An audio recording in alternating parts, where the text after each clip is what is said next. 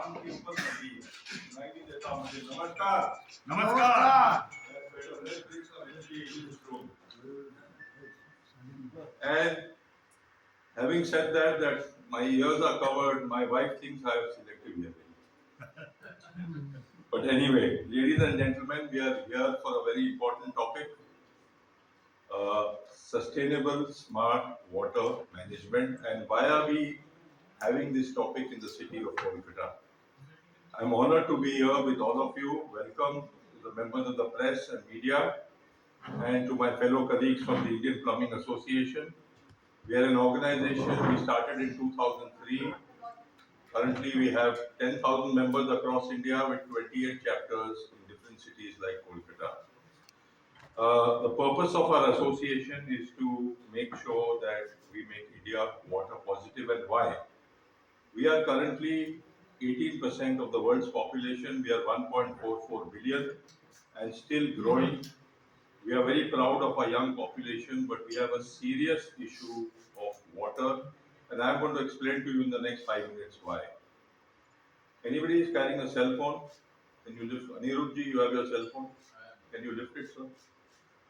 He is lifting 2,500 liters of water in his hand. Water weighs 1 kilo. He is lifting 2,500 kilos, 2.5 tons in his hand. One cell phone.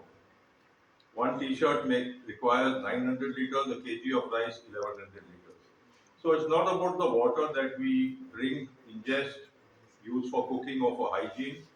Water is required for every product that we use.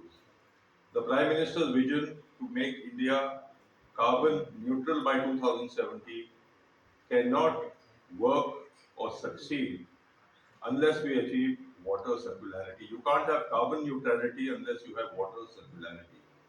Buildings are responsible for 38% of the carbon emissions worldwide. 11% comes from materials used in buildings and 28% comes from operational carbon.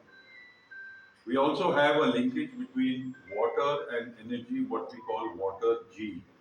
Because we do not treat our wastewater, even your Hooghly in Calcutta is now contaminated wastewater, untreated wastewater, and we are contaminating our fresh water supplies throughout the country.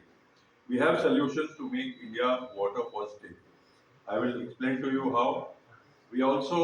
I would also like to inform you that 70% of the communicable disease is communicated through bad quality of water. So cholera, typhoid, leptospirosis, diarrhea, dysentery are all communicated through bad quality of water, and our water resource is depleting, and sometimes even our municipal water is not sufficient. You cannot drink municipal water, you can't drink sea water, saline water.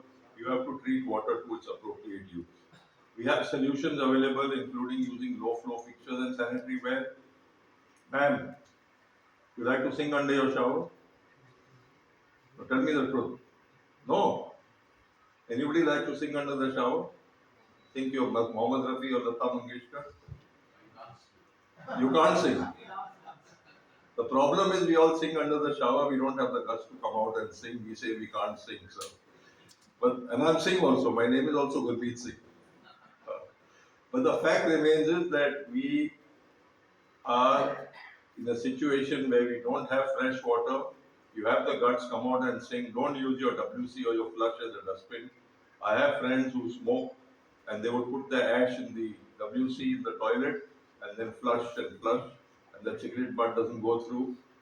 We don't have sufficient water, so we propagate the use of low flow fixtures and sanitary ware. We have a BIS called the IS 17650, which was launched in 2023. But the Indian Plumbing Association launched the Water Efficient Products India Code in 2013. And now we have revised it again, where we have star rating on plumbing fixtures, showers, taps, and your sanitary ware like urinals or your flush, where we are able to save 50% water at source. Now, I am not asking you to compromise on the comfort. You can still sing under your shower, ma'am, since you didn't admit you sing under your shower, but the fact remains is that you can still sing, you can still misuse your water, but you will save 50% water at source. Also, 70% of India's water comes from groundwater. If you go to Devanhalli Airport in Bengaluru, we have to go down 850 meters to touch the water table. 2,500 feet to touch the water table. Many parts of Chennai, it's 550 meters, 1,700 feet. Now, can you imagine going down 2,000 feet to touch the water table? Soon you'll reach one situation where the other guy on the end of the planet will say, hey, you're tapping my water. Remove your pipeline from here. So we have a very serious problem because if 70% of our water comes from groundwater, we are building impervious pavements, buildings on both sides of the road. There is no way the water can go back to the fresh water source, and the water gets trapped. Even yesterday it was raining very heavily in Kolkata. Staying in the JW Marriott, and even outside the hotel you could see water clogging all over, and at least half an inch of water outside the lobby, just outside when you get into your car or alight from your car. And so it's very important that we have to see how we can recharge our aquifers or let the water go back to its ground so that we can reuse that water. If you notice, this year we have had 6 months of rain. The rain started in May and carried on till October. But we still have a water deficiency. We do not have water in our country. We have to see how to make India water positive. If we make India water positive, we can reduce the bill of India medical bill by 20%. Now, can you imagine that if we, a simple commodity like water, if we are able to reuse that water, retreat it, Singapore treats 80% of its water, even flushed water is treated and bottled into a bottle called new water, NEWATER. Of course, now currently they provide it to industry, the treated water, they don't give it for drinking because it's a taboo. We use water for religious, we use water in temples, we use water for religious functions, and therefore obviously you would not like to use treated water for these sort of uses. But at the same time, we have to see how to treat water for its appropriate use. The government of West Bengal has been very, very proactive in giving incentives, including FAR or FSI for green buildings certified by the Indian Green Building Council. I'm part of that also. I'm the past national chair. And we have a lot of buildings now going for green certification. All these buildings are either water positive. That means there are some buildings that do not require water from the municipal corporation or do not give their sanitary waste or their fecal sludge back to the municipal corporation pipeline. Every drop of water is rainwater harvested, stored and used for its appropriate use, cleaned, treated and reused for gardening, for flushing, for cooling towers, and even for drinking. There is a developer called Shobha Developers which has a pipe where they install a 5 pipe system and reuse all the water for its appropriate use. Treat it only for that appropriate use. So you don't have to treat it to drinkable or potable level. You can treat it for your washing machine or your dishwasher or your clothes washer or for gardening to a different level. So we are now having a lot of developers who are now treating their water and reusing it for its appropriate use. Also, I would like to tell you that there is, as I told you, a link between energy and water. Now, if we are contaminating our fresh water sources like the Hooghly or our fresh lakes, Bengaluru earlier had 399 lakes, now we are left with 99 lakes and one lake catches fire every year. The Belundur lake has caught fire already twice. Can you imagine, this happens only in India where a lake catches fire? Because there are industrial pollutants and other pollutants which go into the lake and somebody just puts a cigarette butt and the lake catches fire.